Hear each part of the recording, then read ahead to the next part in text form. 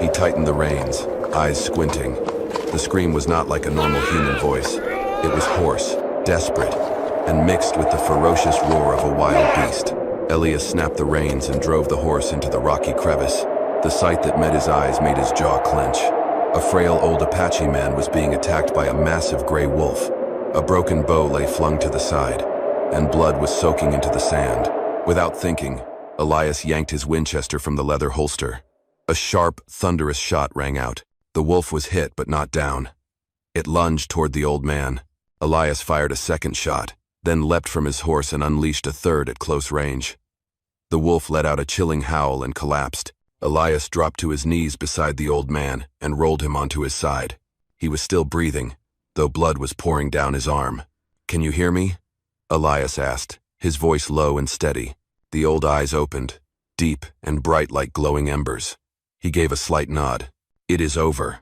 The wolf is dead." Elias helped him to his feet and tied a makeshift bandage around the wound with a rope. As the two rode out of the canyon, the sunset turned the sky a burning red. Elias had no way of knowing that saving this man's life would change his own forever and lead to the arrival of a woman who would bring warmth back to his once lonely ranch. 3 days after the bear incident, under a blood-red evening sky, Elias was staking the fence when the sound of hooves echoed in the distance. He braced an arm on the post and squinted. A lone rider appeared on the dusty red road. It was the old Apache man from before. Toka dismounted slowly. His arm was now bandaged with animal hide, but he was not alone.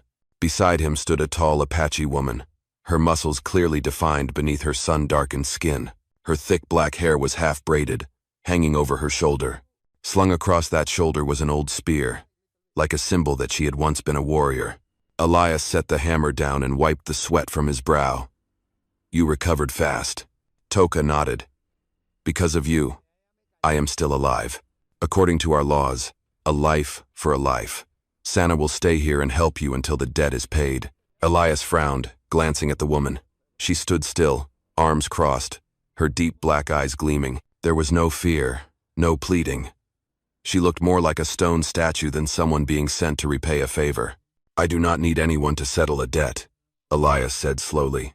"That is not your choice," Toka replied firmly. "From now on, she belongs to this place until she chooses to leave." They exchanged a long look, as if two worlds were sizing each other up. Finally, Elias gave a small nod. "All right, but there are no chains here. She is free to work, or not." Toka seemed satisfied. He climbed back onto his horse. "Then it is done." He turned and rode off, leaving Sana standing alone in the red-dusted yard. Elias pointed toward the water trough. "There is water there. If you want to wash, the well is over there. The horse stall is empty. You can sleep there for now." Sana said nothing, just gave a small nod. Her steps were heavy but steady, and her tall frame cast a long shadow across the yard as the sun went down. That night, Elias sat alone on the porch, the Winchester laid across his lap. In the darkness, he saw Sana sitting with her back against the barn wall, eyes open, staring up at the star-filled sky. She did not sleep, like a wild animal still unsure if this place was safe.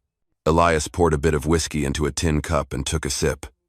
"Well, Holt," he muttered, "this ranch has never had anyone else. And now, there is an Apache warrior woman in the yard."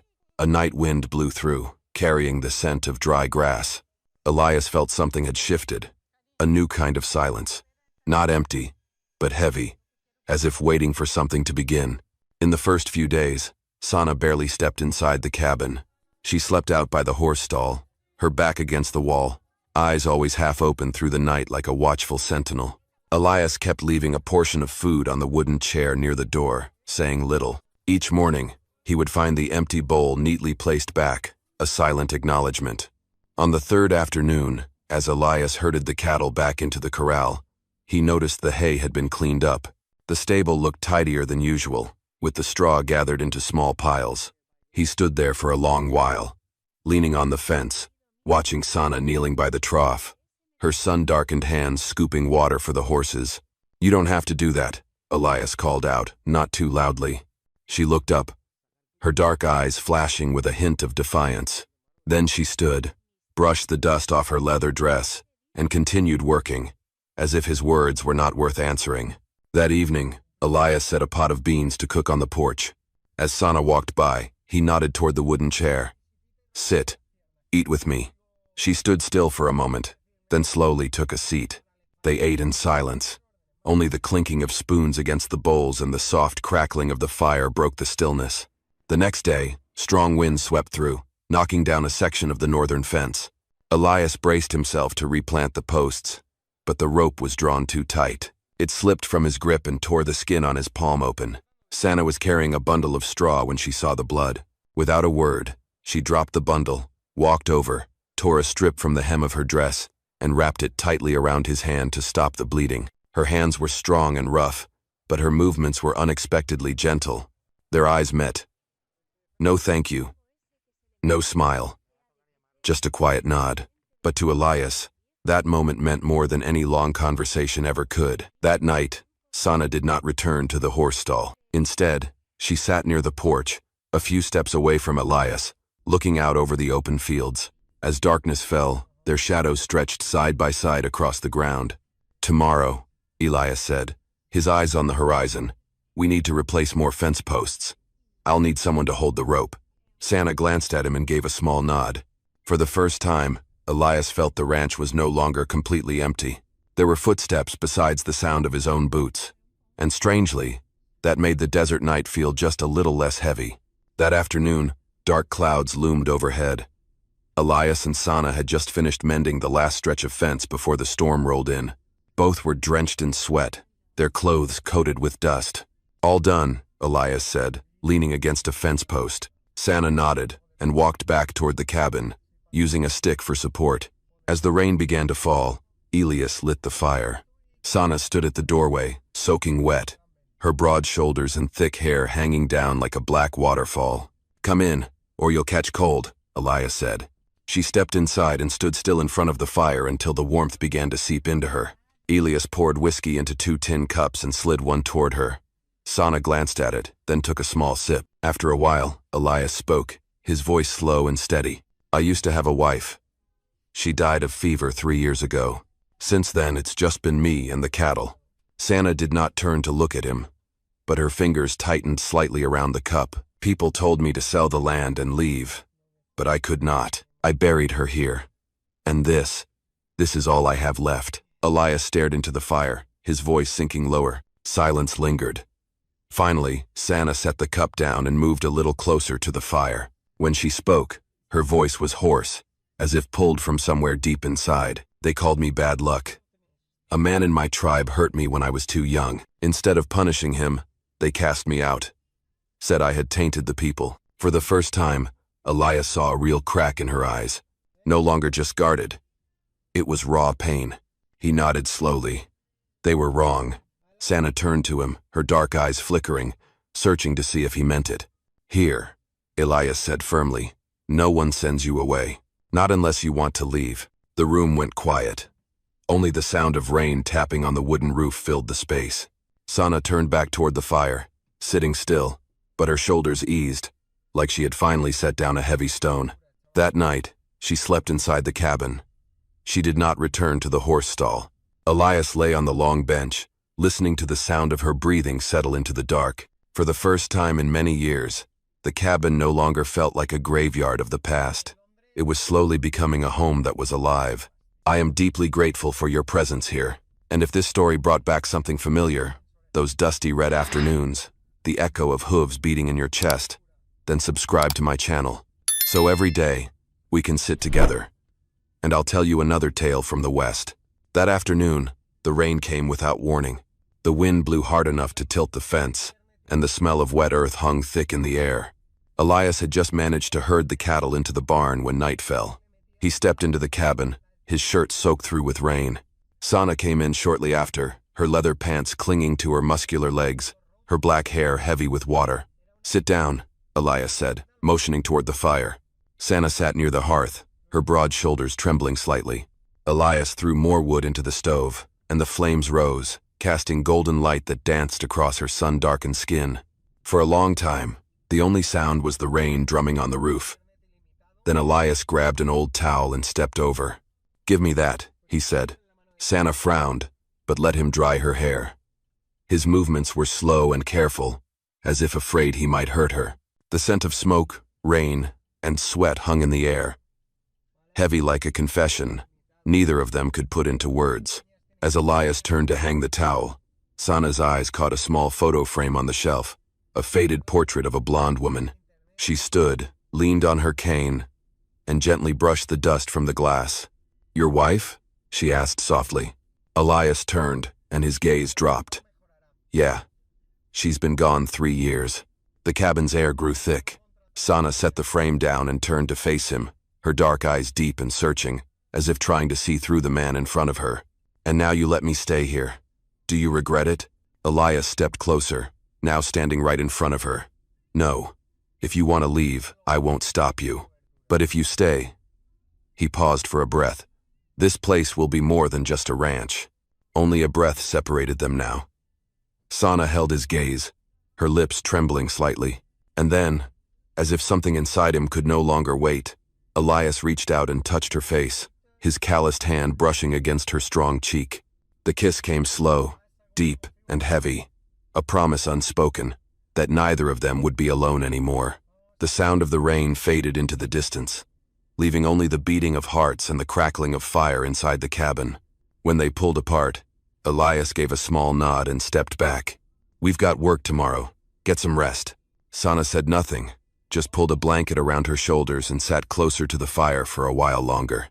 On her lips, a faint smile appeared, the first since she had set foot on the ranch. That night, Elias lay on the long bench, eyes fixed on the wooden ceiling. The cabin was no longer quiet the way it used to be. Something new was taking root in the air, something strong and irreversible. The next morning, the air was thick with dust. Elias was carving fence posts when the sound of hooves echoed through the valley. He looked up, eyes narrowing. A group of Apache warriors rode toward him. 6 men, their faces painted red, feathers swaying in the wind. Sana heard the horses and stepped out of the cabin, still gripping her cane. The wind blew her thick black hair back, her muscular shoulders tensing. The man in front shouted something in Apache, then switched to clipped English. "You there, the debt is paid. She comes back to the tribe. Give her back." Elias set down his hammer and walked to the porch. "She has her own legs. She chooses whether to stay or leave. I do not sell people, and I do not keep them either." Sana stepped forward and stood beside him. All eyes turned to her, waiting. A wave of hot wind swept through. Sana tightened her grip on the cane and took a deep breath. "I am not going back," she said firmly. The men on horseback muttered among themselves. One growled, "If you stay, they will call you a traitor. The word will spread across the tribes." Sana stood tall. "They cast me out once. Now I choose this place. Here, I am no longer afraid." Elias glanced at her, his gray eyes flashing with quiet pride. He turned to the warriors. "You heard her. Now ride on, before I change my mind." The air was thick and tense. Then the leader yanked the reins and turned his horse. "Remember what you said today. When the council hears of this, there will be consequences." They rode off in a cloud of red dust.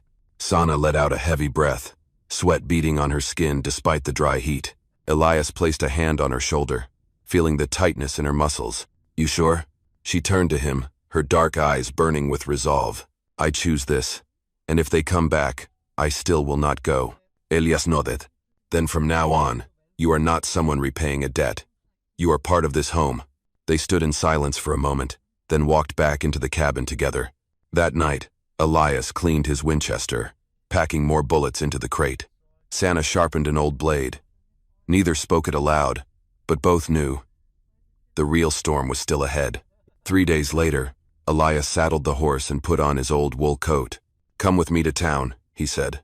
Sana frowned, standing in the doorway with her cane pressed to the ground. "What for?" "So people know you're not just a ghost living out here," Elias replied, his eyes serious. They rode side by side to Broken Mesa, a dusty little town where rumors traveled faster than the wind. When Elias stepped into the general store, the room fell silent. A few cowboys froze, their eyes scanning Sana from head to toe. Broad shoulders, powerful arms, black eyes sharp as a blade. The shopkeeper cleared her throat, reluctantly. "Afternoon, Mr. Holt, and your companion." Elias gave a small nod. This is Sana. She lives with me. From now on, if anyone has a problem with her, they've got a problem with me first. A scoffing laugh rang out from the corner. A drunken man, hat pulled low, stumbled to his feet. A white man bringing that home, he sneered, pointing at Sana. The air turned to ice. Sana stood tall, her face cold as stone. But Elias stepped forward, grabbed the man by the collar. Shut your mouth. The drunk spat on the floor. Or what? Elias's punch landed like lightning. The man crumpled to the ground, teeth scattering across the floor. The whole store fell dead silent. Elias stood over him, eyes scanning the room. Anyone else got something to say? No one answered. Sana remained still, shoulders squared. In her eyes, there was something that was not fear. Maybe, for the first time, it was the feeling of being protected. As they stepped outside, Toka was there, leaning on his cane. He looked at Elias, then at Sana, and gave a rare smile. She is free now. The tribe holds no claim on her. Sana looked up at him, then exhaled as if a heavy weight had finally lifted. Then I am staying. I owe nothing to anyone anymore. Elias climbed onto his horse and extended a hand. Sana placed her large, calloused palm into his. Steady, but gentle. On the ride back, the wind kicked up the dust again, but it no longer felt heavy. Elias glanced at the woman riding beside him. For the first time, he did not see a stranger on his land. He saw a true companion. Spring came late, but the grasslands finally turned a soft, fresh green. Elias built new fence lines, while Sana planted a small vegetable garden behind the cabin. The sound of hammering echoed all day. But this time it was not just one man. Every strike came from two hands working together, two shadows moving side by side beneath the sunday. One morning, as Elias was heading out to the cattle barn, Sana stepped forward, her hand resting on her belly. I think there's a child. Elias froze for a moment, then nodded. Then we'll need another room. The very next day, they began building a new wooden wall. Sana carried the heavy beams without complaint, her skin shining with sweat under the sunday. Elias sawed the planks, drove in every nail with care. That evening, they sat on the porch, drinking water from a tin flask. A cool breeze swept through, carrying the scent of damp earth and new grass. Elias looked toward the nearly finished room and smiled gently. There'll be a window here, facing the pasture, so the child can wake to the first light of morning. Sana tilted her head slightly, a rare but warm smile curling at the corner of her lips. On the last cattle drive of the season, the two of them rode together, guiding the herd home. The sunset painted the fields in deep reds, dust rising behind the thundering hooves. Once the cattle were corralled, Elias stepped up to the porch and stood tall. Sana walked over and leaned her shoulder into him. In silence, they watched the sun slip behind the mountains. Elias placed his hand over hers, resting on her belly. This ranch used to be where I buried my past. Now it's where our future begins. Sana turned to him, her dark eyes glistening in the evening light. Because it's the place I chose to stay. Elias nodded, saying nothing more. They stood there as the sky faded to purple, with only the warm glow from the cabin casting long shadows of two people on the ground. For the first time, Elias no longer heard the emptiness of the desert wind, only the slow, steady breathing of a home that had finally come alive. My friends, love is not about possession. It is about release. Someone who truly loves will forgive the past, accept every scar, and choose to stay when every other reason is gone. That kind of love turns loneliness into a home. It turns two broken people into a family. And in the end, my deepest wish is that you find happiness and peace. Always. I love all of you, the dear audience of Wild West storytelling. Let me know what this story meant to you. Drop your thoughts in the comments below. Type 1 if you enjoyed this story. And do not forget to subscribe for more dramatic tales from the Wild West.